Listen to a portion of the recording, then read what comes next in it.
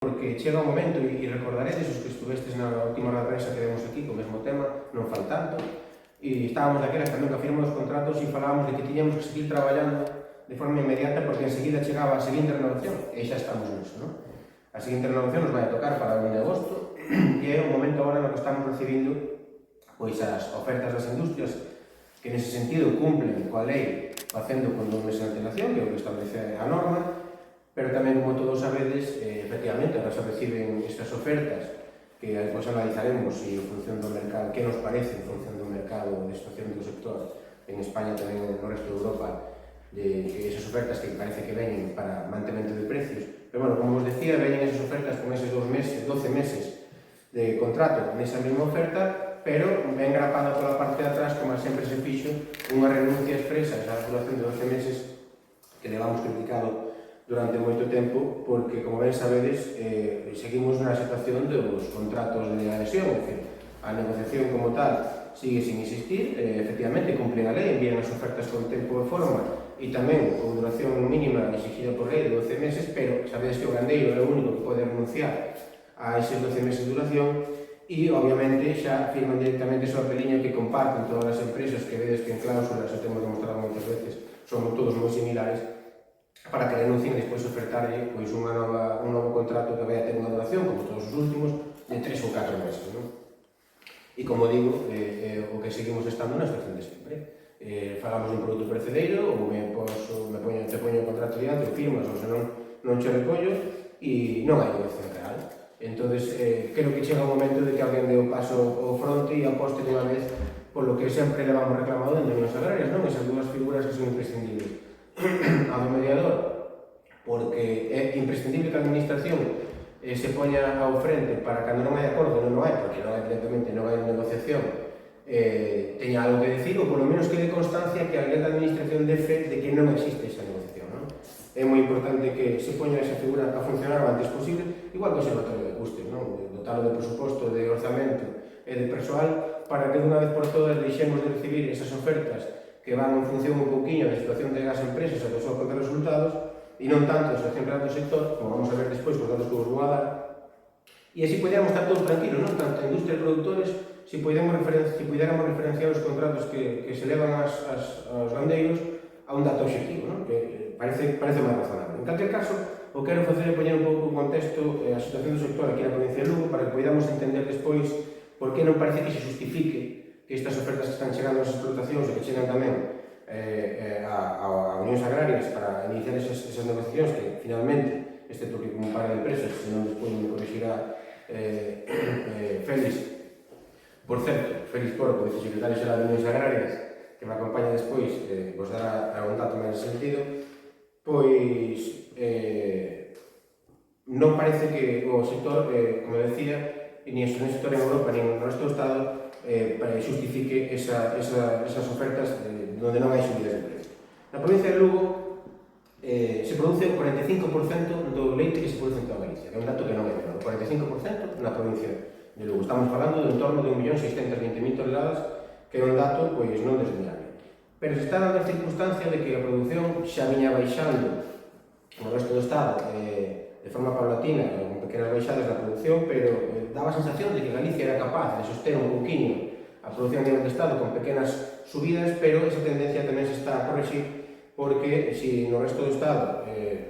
a produción se reduciu un 1,77% no último período, en Galicia sí que se modera, efectivamente, estamos falando de 0,45%, pero o que é importante é ese cambio de tendencia onde parecía que Galicia podía manter ese nivel de producción ou intentar subilo, e subindo pouco a pouco, e agora parece que se confirma que vamos a estar en temas de baixadas de producción. Tamén é certo que se dá en outros países de Europa, é dicir, a baixada de producción non atañe só a Galicia nin a España, pero tendo en conta que somos un país deficitario, que seguimos necesitando importar moito para poder manter o noso mercado interior de consumo, pois parece moi pouco razonable que nunha situación como esta de baixada de producción cheguen estas ofertas, e como digo, é un motivo máis para darvos de que non parece razonable que con baixadas de producción, sendo un país tan deficitario, pois sigamos sin ver unha subida a corto no precio do leite. Hai un dato tamén moi importante e super alarmante para nós, que é o tema dos pechos das explotacións. Na provincia de Lugo, se o 45% da produción que temos na provincia de Lugo de leite, temos o 44% das explotacións que están na provincia de Lugo. Tamén un dato importantísimo, mirade o peso, se temos en Galicia o peso da mitad de case da produción e explotación a nivel estatal, pois Lugo ten a mitad de case do que hai en Galicia, en torno ao 45% tanto de produción como de explotación. Para que teñades o dato, tiñemos en 2024 2.421 explotacións de leite na provincia de Lugo e perdemos 157. Creo que, dado a súa autoridade de Santiago, de que se perderon a nivel autonómico unhas 300 no período de referencia dos últimos 14 meses, 370 explotacións, máis ou menos, que podemos facer un gráfico dicindo que pecha unha explotación diariamente, un pouquinho máis de unha explotación diaria en Galicia, que son unha sangría insoportable. Pois, na provincia de Lugo estamos falando que son 157, iso foi un descenso de 6,48%, e do total, supón tamén un torno ao 45% a nivel autonómico, polo podemos falar de que na provincia de Lugo se pecha case, non chega a ser un dato concreto, pero case unha explotación cada 2 días. O que é un dato totalmente insoportable cando estamos falando de eso, ¿no? De que se parece que se reduce a producción, pero sin embargo os precios van a alza no resto de Europa e sendo un país deficitario, pois parece que temos que cuidar un poquinho máis as nosas explotacións. Falando un poquinho de precios, como decía agora, fai un tempo, ademais aquí tamén facíamos unha roda de prensa neste mesmo local para anunciarmos o inicio dunha campaña que se chamaba Precios Xustos Xa, que xa rematamos e que onde pedíamos e poñemos de manifesto e demostrábamos con datos que Galicia teña un precio inferior ao resto de comunidades autónomas e tamén a medio do resto do Estado, non? Se situaba en torno aos 4 céntimos e despois desa campaña podemos decir que, bueno, que surtiu o efecto en parte, o sea, que é unha boa noticia en parte e se reduciu ata os 2 céntimos. Pero existindo ainda eses 2 céntimos de diferencia co resto do Estado e co medio do resto de comunidades autónomas, por suposto que temos que facer é seguir traballando, iso non sirve. Está moi ben, se reduciu, pero non serve, temos que seguir tamén nesa línea. E dando por bon ese dato de que gracias a nosa campaña e a insistencia e as negociacións, as reunións que metido unións agrarias con todas as partes do sector, se reduciu ese diferencial, ao mesmo tempo se agravou outro problema que xa existía, pero digamos que se incrementa, e falamos agora do diferencial que existía entre explotacións grandes e pequenas para que entendades o diferencial que existía nos contratos de leite por volumen de produción. Estamos falando de que pasou en torno aos 6 céntimos que xa era antes e era, dende logo, xa grave e injustificable, agora case aos 9, non? Entonces, eso para nada se justifica coa situación central do sector actual. É un sinsentido maltratar e pretender arranxar de alguma forma a conta resultados das explotacións das industrias, neste caso das industrias, a conta das explotacións máis pequenas, das explotacións máis familiares, das explotacións que producen menos, pero que están situadas no territorio e que fixan población e que crean riqueza, crean postos de traballo e que, por suposto, coidan do medio. E iso creo que nos toca ahora nos cuidar ese tipo de explotacións pequenas e familiares, medianas tamén, e que a industria está maltratando, aumentando ese diferencial, que sí que ya conocemos que, por suposto, se reduciu o outro un pouquinho, ata os 2 céntimos, no tema que subiu en Galicia un pouquinho o precio máis que no resto para corrixir ese diferencial co resto do Estado, pero o que non sirve é que a conta de eso se agrande desta maneira tan insoportable o diferencial entre industrias grandes e pequenas. O último dato do mes de abril, os gandeiros galegos están cobrando unha media de uns 48,9 céntimos, non? É certo, polo que decía, que subiu un poquinho máis en Galicia co resto do Estado para corrixir ese diferencial, pero seguimos estando moi lonxe dos precios. Primeiro, o diferencial ten que ser cero,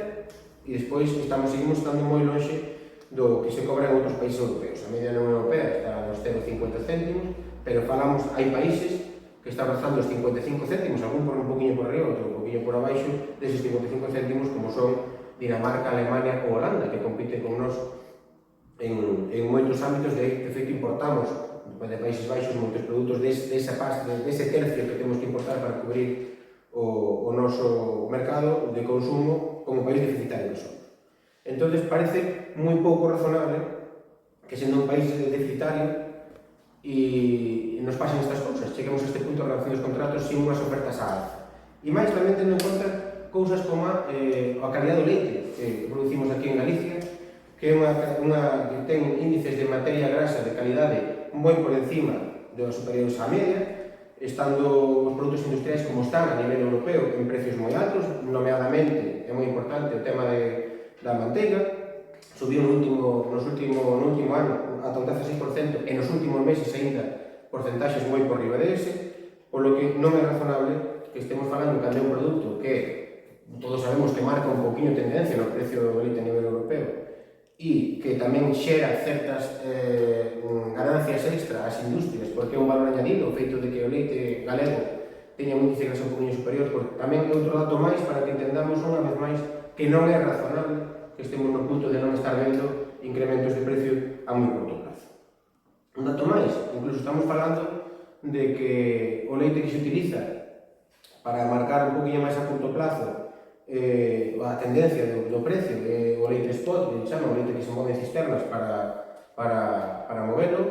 está tamén en precios moi altos. Estamos falando de que se movía en torno aos 60 céntimos. Son datos simplemente para que entendamos que chegado a este punto, donde que cumplindo a norma as industrias nos cerrarán as súas ofertas que van a ser inicialmente a 12 meses, sabemos que van a acabar en 3 ou 4, pero que analizadas e parece ser que o que pretenden é manter precios, cando temos tanto dato que o que fai é demostrar que o mercado non vai por esa vía, senón que o mercado tende a alza porque hai descensos de producción, porque hai aumento nos precios industriais a nivel europeo, pois obviamente non podemos dar por bon eso e o que vamos a hacer telexar, por suposto, con datos obxectivos que os gandeiros galegos, os gandeiros lucenses neste caso, teñen que ver como se incrementan os seus precios. E aparte que, para darnos un dato económico, o feito de que nos últimos 14 meses os produtores da provincia de Lugo estuveran cobrando ese diferencial de 2 céntimos. Ahora, vamos a facerlo xa incluso co de agora, pero bueno, se facemos co de 4 céntimos, tendo en conta Galicia, na media, para aquel diferencial que tínhamos hasta ahora de 4 céntimos, nos últimos 14 meses os gandeiros galegos estuveron perdendo 60 millóns de euros de seus ingresos. Que estamos falando que unha explotación media, xa vemos que as medias son realmente complicadas de facer nestes temas e inxustas moitas veces, pero falamos dunhos 30.000 euros que perdeu cada explotación da provincia de Lugo por non estar situada ao precio. Xa non digo a niveles de Unión Europea, que iso é un cabalo de batalla que vamos a loitar, pero xa non digo eso, senón corrixindo ese diferencial que temos por España, pois son moitos cambios que perden a provincia de Lugo os nosos gandeiros por haber cobrado menos que o resto do Estado. E nese sentido, bueno, paso a palabra a Félix Portos e... Bos días, Anselmada. Moitas gracias por vir a esta ronda de prensa e despois desta catarata de datos que son importantes para ter claro onde nos encontramos, cal é a situación. Tamén me gustaría facer unha pequena reflexión cara a onde imos. É dicir, estamos en un momento moi importante.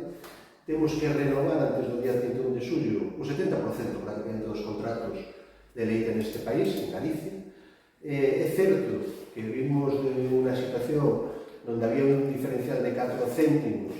do que se cobraba en Galicia de media con respecto ao que se cobraba dentro do Estado español. É certo que esa campaña que pusemos en marcha no mes de febreiro do ano pasado o que fixo foi reducir o diferencial entre Galicia e o resto de España e baixamos de 4 céntimos a 2 céntimos, pero tamén é certo que o que fixo foi incrementar o diferencial entre os pequenos e produtores de menos de 100.000 kilos e os grandes produtores de máis de 700.000. Entre eses dous segmentos hai un diferencial de máis de 9 céntimos. Diferencial que non hai forma humana de xustificar e, por tanto, nestos 40 días, apenas 40 días que temos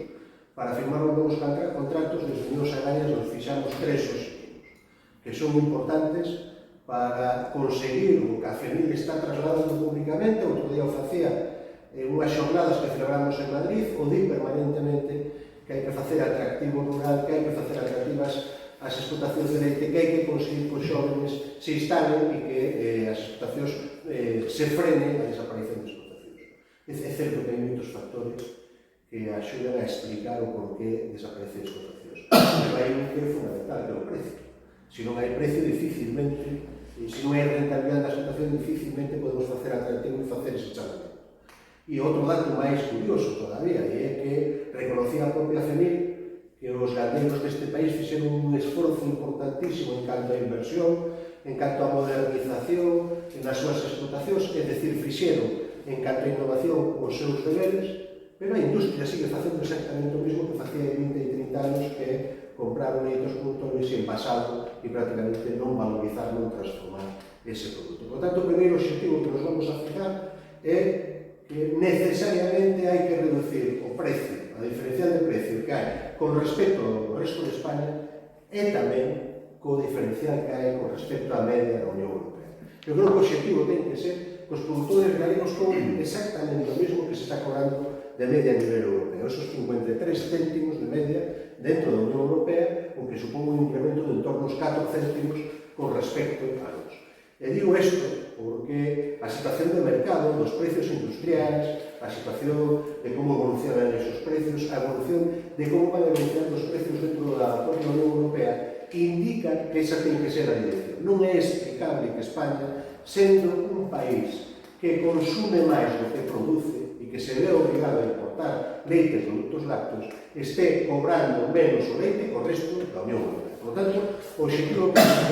deste mes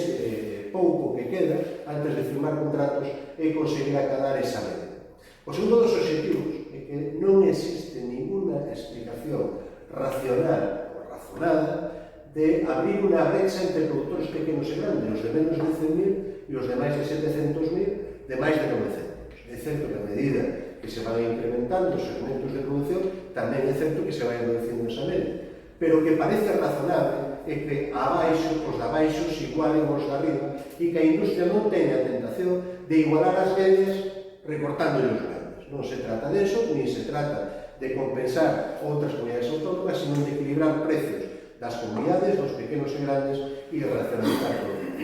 E un terceiro punto que para non se evitar nos próximos contratos é a eliminación dentro do que son as primas de calidad do punto crioscópico.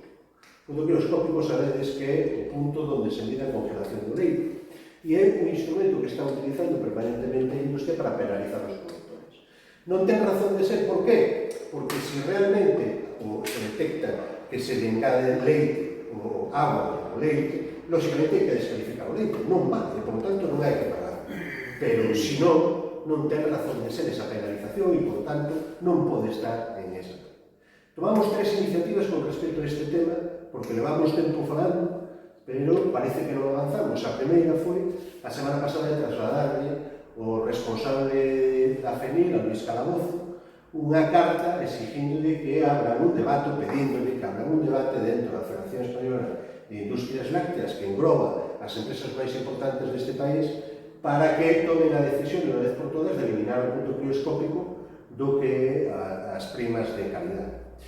Eu pedíamos, porque ten moitísima lógica, trasladamos tamén ao Laboratorio Interprofesional, o LIGAL, onde temos presencia todas as organizacións e as industrias,